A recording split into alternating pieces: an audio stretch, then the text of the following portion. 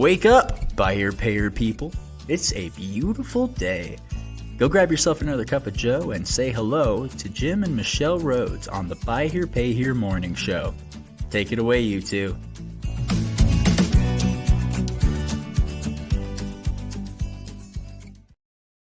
Good morning. Hey, we already welcome have back. a heart. I don't know who, so we haven't even started, but you love it. Thank you. Yeah.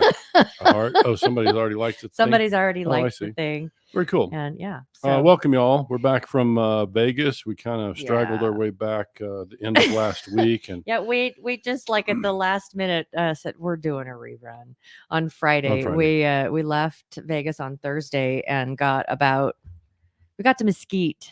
yeah. And we were like, I'm exhausted. So Yeah. we went in and stopped in Mesquite. There's I have to say, if you are in Mesquite, Yeah. we stayed Nevada. in Nevada, which is just because we drove from Salt Lake, and so you kind of go through there to get to Vegas. You see along the side of the road hotel rooms that are like You're not going to tell them. 30. Well, I'm gonna. It's like okay. $39, and we were like, let's just stop. We're just gonna get a cheap hotel room, and so I was so incredibly pleased. And I'm pretty picky. You are. I've stayed in 4-star hotels that were not as clean. Yeah. And so I was like, clean, great bed. We were able to go over to the casino and get a great meal for like next to nothing. And we just slept. And I apparently the conference, NIADA conference just took a lot out of us or something. I don't know if that is. It used to not. It's only like an hour and a half out of Vegas. And we're stopping. Yep. There was a lot of hoofing, right? We were Yep. definitely on our feet a lot. And then Good morning, Dennis. lots of conversations there that last day. And it was definitely a little bit strenuous. And we did the responsible thing by not driving. Hi, Lori. Glad to spend some time with you in Vegas as well. So many people we got to reconnect with. Oh, it was so lovely. And part of what we'll talk about today kind of intersects with the whole conversation around the DMS thing. I mean, that was really Jim assigned that to me. It's like, those of you with the DMSs, we're going to be sending out an email, and it's like, I'll be your contact. Yeah, he's so busy. She's going to follow up. So I got 2 V8 meetings this week, and I'm a lot meaner. I'm just joking. Yeah, right. So totally not mean. Yeah. But no, it was really kind of for those dealers that were out there working, and whether they're V8 dealers or not, we were just asking that all dealers be able to access this report. And what was really thrilling was the response that we got, even before we got to Vegas, the response that we got from the email. So for those who don't know, we sent an open email to all the DMS providers. We missed a few. We since added them, and we'll continue to add people as we discover the names we missed. But the initial reaction from many of them, and then we were able to chat directly with the people who then put us in touch with the people. And the reaction was just really affirmative. Like, it looks like they're going to make this stuff happen. When we're doing these, we really don't have an idea of who's watching. We joke around that it's like, well, it looks like we had 6 viewers today or whatever. And we were stopping in one of the DMS booths and it's funny because people might see us if they're watching at all and doing the video side, and it's like, they look familiar.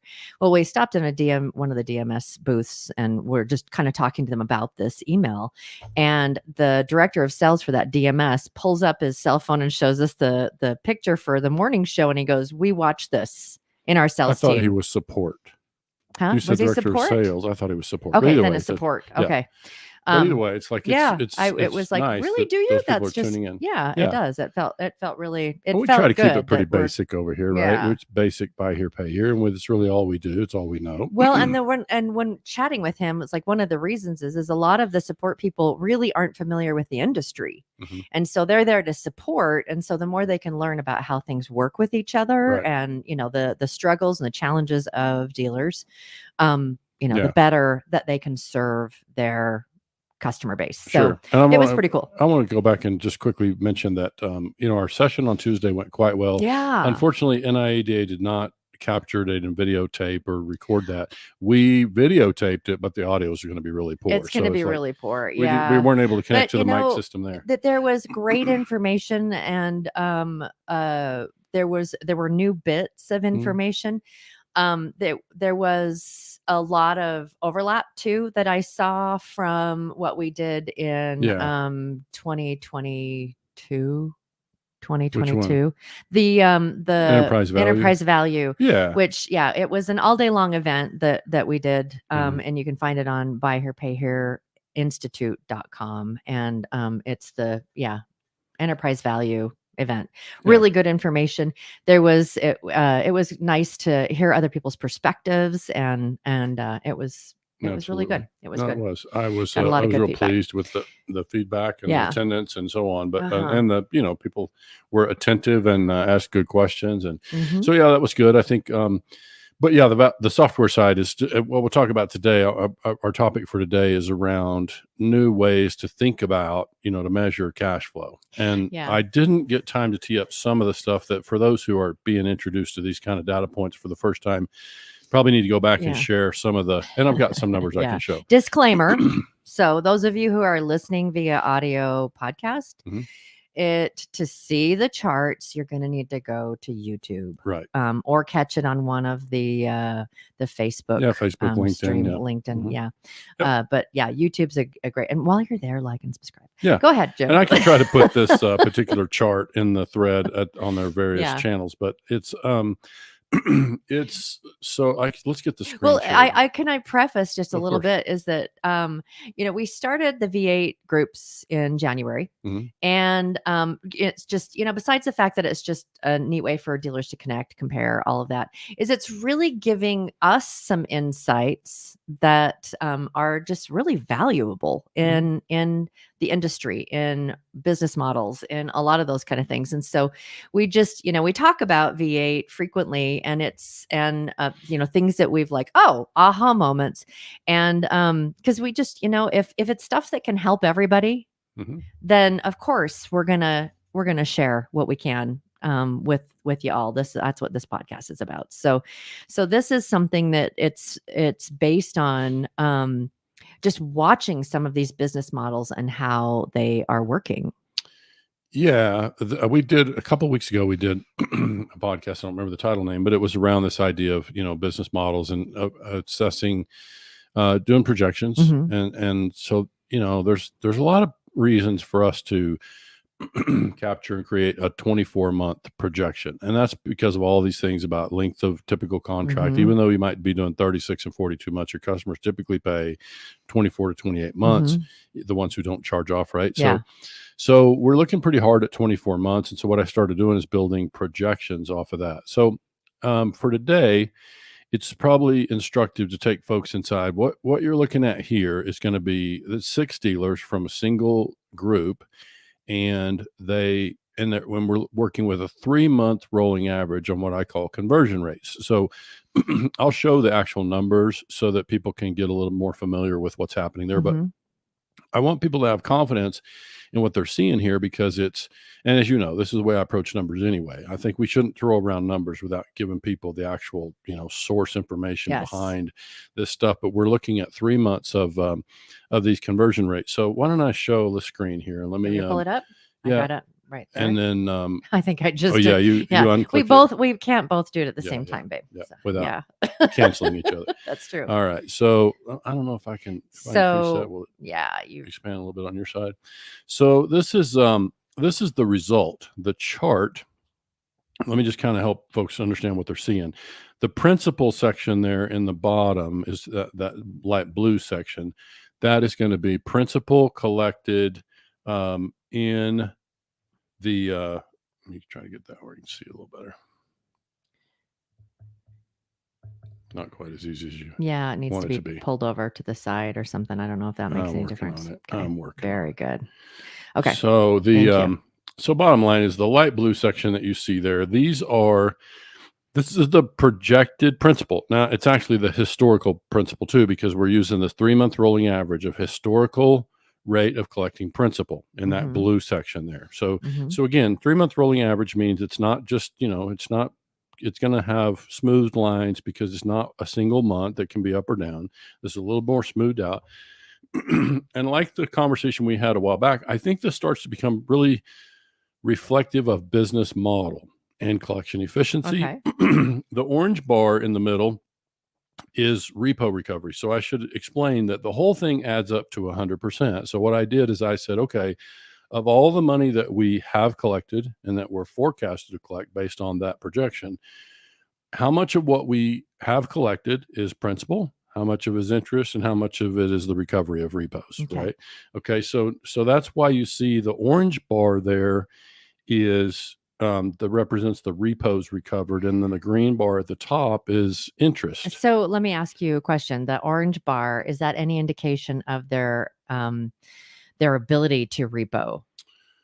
No. Okay. I would say no. Right. It's just how much money is coming into the dealership from repos. That's right. And that's because it. we're focused on cash. Because I mean, it's all over the place from 24% to 6% or 6%. I could go 6% to 24%. Yeah. And we don't know without digging a little deeper. When you look at this, what we do know is across a 3-month history that dealer that you said 6%, they only enjoyed about 6% of their of what they collected came in repo recovery, which maybe that's good news, right? Maybe that means they're collecting well, they're not having repos, and so they don't have much in the way of repo recovery. So it could be that. Yeah. But what we do know is that 60.2% of what they collected in the last 3 months is principal. Right.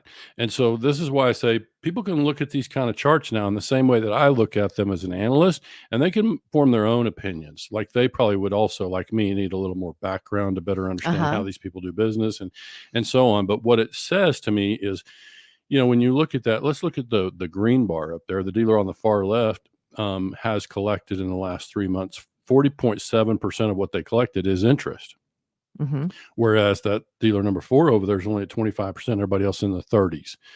So you can see consistency in business model. But so what would drive that to be a higher percentage? If you have a higher interest rate, if you're how old the notes are? I mean, just that it would be mostly those two. Yeah. I mean, I think that would be the primary drivers of that kind of thing. Is like it has to do with business term of loan structure. Obviously, when you're simple interest, you collect a lot more interest early, so you could have a dealer doing more volume, have a fresher portfolio, right? And I didn't say this dealer group is the ones that have 100 to 500 accounts, so they're not huge, but they're well established and have enough data history for this kind of thing to be meaningful.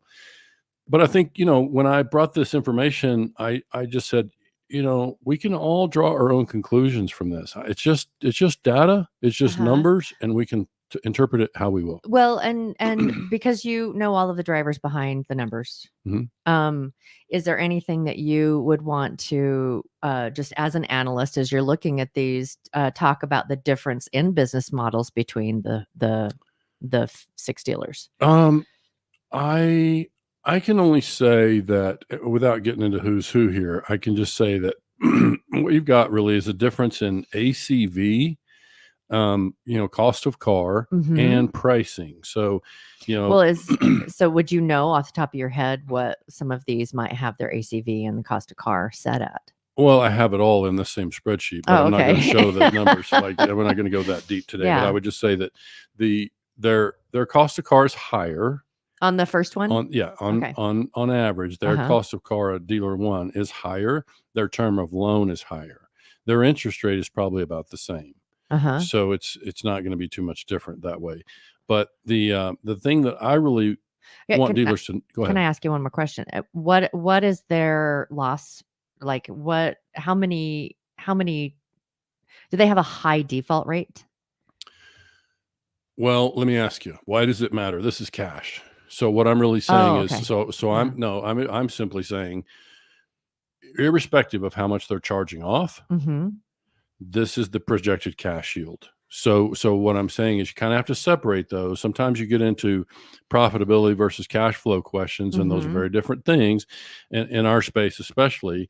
But I would say, irrespective of the dealer's rate of charge-offs, this is the amount of cash that their portfolio is generating, and where it's coming from is what you're saying.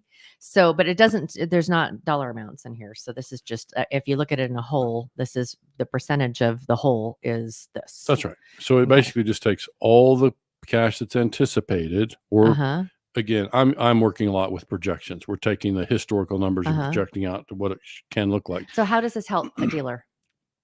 I would say it lets them, when they see their own numbers adjacent to those, it lets them enter into a conversation to decide for themselves. Because when you see the disparity between a 60% principal collection and a 40% principal collection, one of the things that I try to do in V8 as a moderator is I don't tell them which one's right. I let them talk between themselves and decide, why do you choose that? Why do you think your numbers look like that? And I let the dealers help the dealers. So let me ask you, as an analyst, you're sitting there listening to it because you may ask questions that get the conversation going. Do they usually come to the same conclusion that you do? No. Interesting. No, not always. And that's okay. Like, obviously I bring a lot of experience, and sometimes I'm over there biting my tongue thinking, I think I have an idea or an opinion on that. But I think it's part of, in my mind, of how a moderator works. If you think just the definition, I'm there as a moderator, not a coach. I'm there to moderate conversation. Yes, having a lot of experience helps me take them through the numbers and help them understand what they're seeing. Okay. But I don't try to tell them which is better. It's like, what's better for you, as we talk about a lot. Everybody's strategy can be different. What they're trying to achieve in their business can be different. Well, and I know just from conversations that we've had is that the ACV are all over the place with this group, particularly. The interest rates are pretty consistent. Mostly low 20s. Yeah, the markup varies as well, and the term varies quite a bit too. I mean, I think that you've got some in here that usually are like 3 years. Some longer. Yeah. But I mean 3 to like 6 years. Not that long. But we actually still have some dealers, maybe not in this group, but we have some dealers in some of our groups that are still doing pretty short-term contracts, like 24, even some 24, 26-month averages. But more of them are in this 36-month range. Okay. It's more typical. And it would be interesting to me to compilate the ones that are shorter versus the ones that are longer, and because I love data too, but not as much as my honey does. And so it's just, I like to see just how things compare in different ways. So it'll be an interesting thing to look at. This will be part of an ongoing conversation. Like, to me, what we're learning here, and I think the big difference, like, this is like the difference here is that we can all see the numbers. It's just, obviously the dealers that are inside the V8 meetings, they get to know whose numbers are whose, and they get to ask questions of their fellow members and have a conversation and help and start to move, the needle a little bit if they choose to. I just think if you look at this and you say, man, why am I only collecting 25% of my money in interest where this other dealer's over 40%? Like, I need to understand the difference. And we have all the numbers, so we can dig into that and have the conversation inside those meetings. But I think for today, it was really just a way to start thinking about, and I really should show, let me move over here and show the actual kind of source numbers. So what you're looking at here is, ignore this June part because the June numbers aren't in there. That's just a column. That's an empty column. But down here in dealer 1, 2, what you've got is this is going to be, let me move a little further over here. So this is the principal recovered. This is the repo recovery, and this is the interest recovery. So it adds up to 4.84% of their portfolio was cash coming in. So let me explain that part just for folks who haven't seen us, because we talk about this kind of conversion rate thing a lot. So again, this particular number is a 2.52% on a rolling average. In fact, I can show you that this is a rolling average based on, let's see, this would be the history through May for this particular dealer. Okay. But 2.52% means that's how much principal was collected as a percentage of the principal in the portfolio at the start of the month. So it's by far the most reliable way that I've come up with to calculate, historical collections and then be able to make some sort of reasonable projections off of that. And this is cash. Like, this is what drives the cash. So this is irrespective of personnel. This is irrespective of, all the other stuff, the number of repos. This is just how much cash the portfolio is generating, which then says if we continue to generate cash at that rate, this is what the future looks like. So obviously some of us would see that chart and think, I better try to improve my numbers. It depends on what the strategy is, because as I shared a couple of weeks ago, the other thing that we do here is we project 24 months. We say, this is how much cash you would be projected to collect in the next 24 months. And here's how much portfolio you would still have remaining on your books. If you siloed what you have this month. Correct. Yeah. What you have right now. Yeah. Well, and this, and I know with this DMS report that we're looking at, these are numbers that are part of this DMS report. Yeah. And it's actually, just so you all know, it is a report that we are asking the DMSs that are going to put a white hat way label on it, but it's anyone, V8 or not. Correct. Yeah. It's because we want all dealers to have this information available. And as they listen to the morning show, we'll teach them how to piece this stuff together on their own, right? Because really what we're trying to suggest here is that when we have those numbers and we can have confidence in them, imagine going back to that colored chart, like, don't you want to sit, if you're in a room and you're thinking about changing your business model based on what you say, you want to know that the numbers are accurate. You want to know that they're accurate. Yes. Right. And so we just want to know that they're reasonably accurate, that we've gone to some sort of effort to validate the numbers and so we've got, we had one dealer say, but what if we don't handle our charge-offs the same? Well, you can see that repo recovery is a pretty small percentage of the total picture, and it's even smaller with some, but that's not wrong. Like if they handle repos differently, then it could skew these numbers a little bit, but it's still a small percentage of the total. We really can lean pretty heavily on principal and interest. Well, and I'm like, okay, squirrel, what is wrong? Because you said if they handle their repos wrong. Well, there's kind of a standard practice that we would recommend, and I've recommended it for years. And there's some states that are required to do it a certain way. But for the sake of consistency in software, we probably should make that a whole separate podcast. I think we've touched on it before, but the process that I would be recommending is that we have a consistent procedure, like have some controls and policy that says we're going to charge off once a month accounts that meet this criteria, so that we don't carry accounts into what I call dead wood. We don't have non-performing contracts sitting on our balance sheet and our inventory or our receivables report rather. So we want to have a routine process, and then I'm suggesting that dealers assign a value based on book values and whatever other MMR in their system, whatever, assign a value, charge it off. So in this scenario, if the book value of the car that was repoed was $3,800, then that's the number that would show up on this chart. The number that's the value, the market value of the car. Now, if it goes to auction later and sells for $3,200, fine. If it sells for $4,500, fine. It's just we assigned a value to it at the time. The other thing I like about that is it allows you to get your repo inventory back in your system. When you do that, you charge it off, then the car in most systems comes back into the inventory now as a, our stock number or whatever. So now it's back in inventory and easier to manage the cars in inventory that way. So that's another reason. But in some states they can't do that. But I'm just simply saying if you had a consistent practice, then that's what that would look like. But again, that's a fairly small percentage. Across the group average, it was 17%. So if you say that the reverse of that would be 83% of the money is principal and interest, that's what we really want to focus on, is how much principal, because obviously the repo recovery is never the goal. That's never the outcome that we're looking for. But so the repo recovery is actually only actualized when the account is charged off and a value is assigned. So in some cases, we're getting a little bit in the weeds here, but in some systems, some states, the dealers will charge off the account and then post the payment of the sale of the repo. Sometimes they wait until the car has sold. Okay, so it's like they have the car in hand. Right. This is not something that you're writing off an account because you can't find it. No, that's a different thing. That's called a skip. So those are pretty straightforward. There's no repo recovery in those. But the ones where it's really a question of, I have the car in my possession. Now, what's the timing with which I go through a repo process? So, because I was kind of trying to understand how that's a cash flow thing. If you don't, so you do have the car in hand. Yeah, it's been repoed, and this is how you're bringing it back into. This is what what's projected. Yeah, and I think you can, with anything, you can get into paralysis analysis. Some people will hear that and say, "Oh gosh, Jim, but if it's just the repo value, it's not cash." Well, it's close enough. It's like it's the market value that you're going to give to the customer as a credit.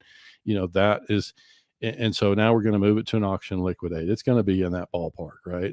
Especially if we're doing if the Kelly Blue Book or Black Book or KBB says the car's worth $3,800, but it's missing a fender, so we need to adjust $1,000, then we would be bringing it at $2,800. Okay. I mean, it should be really representative of the car's standing actual cash value and the wholesale market. And so that's the number. So I just think, when I look at these charts, what I really am trying to have dealers think about differently, because I don't hear these kind of conversations. I don't see this kind of information. This goes back to when I was a dealer years ago and 20 group member. I don't see this kind of data, in there. So it's like, I want to make sure that we've got everything in there that has, the numbers that can be validated. And so that's part of what we're doing, validating numbers and making sure. And then, like I said, now we got enough data since we've been at since January. We closed the month of May. Everybody's pretty much got 3 months of rolling averages. So it's like, it's useful. It's like, it's good information to be able to have. I have, I'm married into buy here, pay here. I don't get into the analysis side as much. So, they may seem really, elementary questions, but I know there's a lot of dealers out there that of course. We talk to dealers all the time that have been in for years, and this just still, they don't understand what our drivers as much. And I'm on virtual meetings all the time, even with our V8 dealers who are long established, but they don't know where to find these numbers. And they don't really fully appreciate why it's even important. So, I mean, is there anything here that indicates a healthier portfolio? I mean, what are the things that you're looking for when you're, as an analyst, when you're looking at this, not as the dealers that are having the conversation amongst themselves, but as an analyst, when you look at this, what are your takeaways from this? I think the answer for that is, I'm going to hedge a little bit. And here's why. Every dealer strategy can be different. I mean, I know, but that's so frustrating, but yeah. Well, of course, but I'm just saying, I've said this on the podcast in the past. I'm frustrated after 20 plus years of doing this as an analyst and working with numbers. Generally, my pools of data are much smaller than DNCMs and some of the other people out there, 20 group people.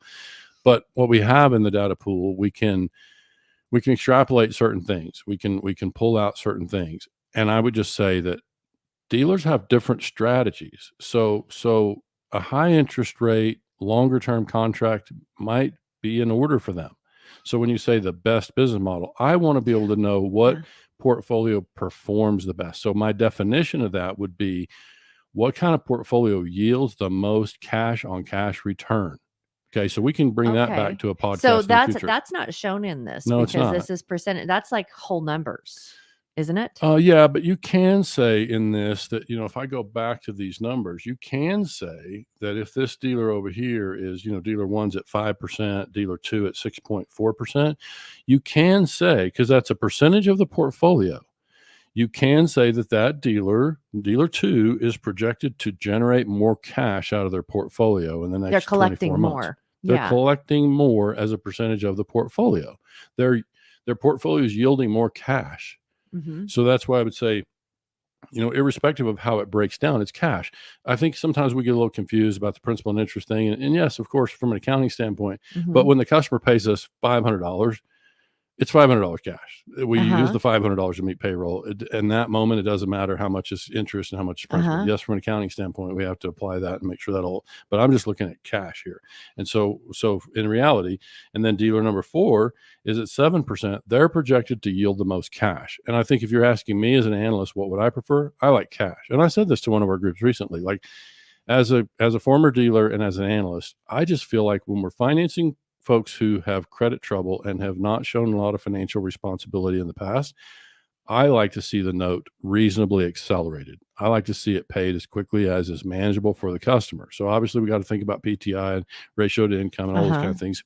We want the customer to be successful, but I just really want the money in the bank as quickly as possible. So if you're asking me as an analyst, I would tend to lean toward the quick cash, the quicker turnover in cash, because the question becomes, if you stretch it longer, so I could just ask a dealer, if you're a dealer for a moment, you're going to put a higher interest rate and you're going to stretch the term. So you're going to collect less cash in the next 24 months than dealer 3. Why? Why are you choosing that model? And help us understand. What you're saying is what I'm hearing is that the cash collected turning over like completing a contract, turning that actualizing the cash from it, the lower the end or the shorter the term, the more you're going to collect. Certainly as a percentage of the note, that would be true. If you just think about if I finance a car to you at 24 months versus 48 months, clearly the $500 payment that I collect from you is going to pay a higher percentage of the note, right? I'm going to earn less interest because I have a shorter note. And so, but it's $500 to me. So let me ask you, I don't want to go into the weeds completely because I know we've already gone a half an hour. If your strategy is to be able to take tax credits. What tax credits? Well, let's just say, so you're declaring losses. You've had to write off a lot of losses because people have, and so can you use that as part of your tax strategy? Losses. Yeah, but here's the problem with that. You can. I mean, you will definitely write off whatever losses you experience later. The problem is, because in my 24-month versus 48, we have to be careful here. Like, is my cost of the car, let's say my cost of the car and my down payment is the same. Okay. One, I'm doing 24 months with a little higher payment. This one I'm doing 42 months or whatever, and a longer contract, lower payment perhaps. Yes, you will adjust your write-offs, but the problem is, in order to have that longer term, I had to raise the price, which means I started out with a higher gross profit. I paid more income tax on the front end. Yes, dealers are moving their contracts over. Texas, you don't have to do that, but no, that's income tax. They still have to pay. That's sales tax in Texas that you're thinking of. So in Texas, they get to remit their sales tax as they go, but income tax is based on the price of the car versus cost in the car. And so when I take this short-term contract versus this long-term contract, again, same cost in the car, down payment doesn't matter. That's just how you pay for it. Now it's like I'm experiencing more profit on that longer-term contract. Yes, I'll probably have larger write-offs. Why? Because customer paid more interest. If they did end up in repo at 36 months or whatever the time is, then they have a larger principal balance. My charge-off is going to be higher. Yes. So I think, that's a little bit of a tangent from where we started, but I think it's relevant here in that it's part of why you start to analyze business models. And if I just ask our dealers to focus really hard on cash return, then they can begin to decide for themselves what is the, how do I want to adjust my strategy? Yeah. What is it that I'm trying to achieve here? Well, yeah. And it's what's really helpful is being able to plot out numbers and change variables. Because I know a lot of the spreadsheets that you work from when you're doing cash flow analysis and all of that there are certain things that are changes, like your interest rate, your cost of car, how many you're selling, all of that kind of stuff. And that by just shifting things, I think it's very valuable, as I've watched it with you, is that just changing the business model and you can see what it does in 10 years, changing the bottom. And like, I know that when you do that too, when you do a cash flow analysis, projection report, that you like repo rates, if you're consistent and you have been historically, so it's just stretching that out. You're going to continue to have the same repo rates.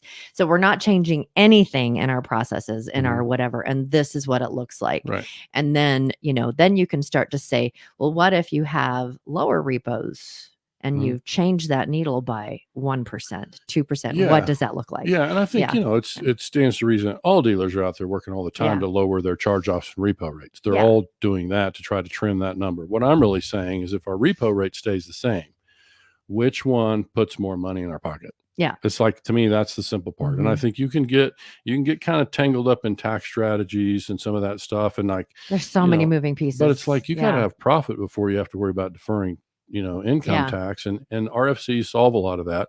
So now it's okay. I bought a car, I sold it for a markup, I discounted my note. Now, how much cash can I squeeze out of that note? How much cash is that contract going to yield for me relative to my risk? Because I took risk to produce it.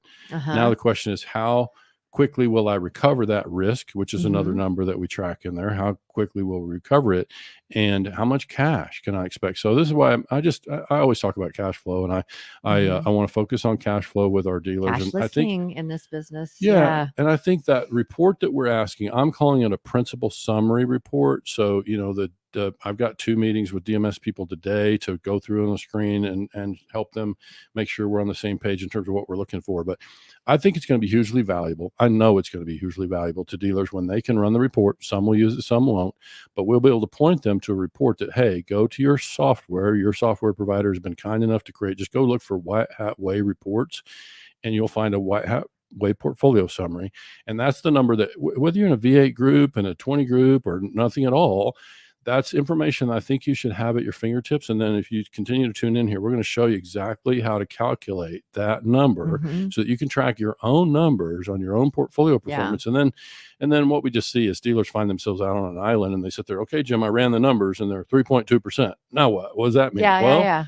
You know, you got to be able to talk to other dealers and see what their numbers look like and so on. But that's kind of, we're still going to teach. Well, and we'll be bringing, overviews of different groups. And so as you're running those things yourself, and you can take a look at, like, this is where I'm at, this is where this, different people in the group are at. And then start to ask yourself the questions. And I will say, I will say right here publicly, like we do have dealers in a V8 group. They're paying something monthly. They're paying a monthly subscription to be part of this thing.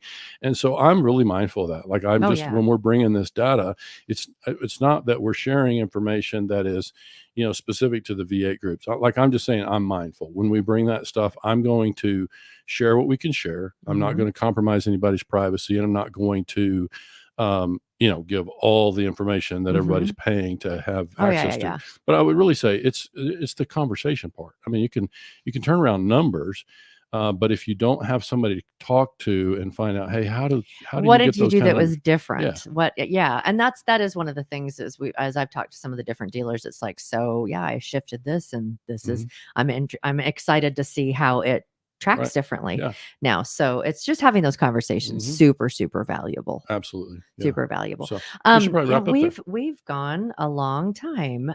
Thank you so much for taking the time. It's Happy Monday. It's a busy day, and we're grateful that you guys make us part of your week. We will be back on Wednesday, and have a great day. We'll see you Wednesday. All right. Thanks so much for joining.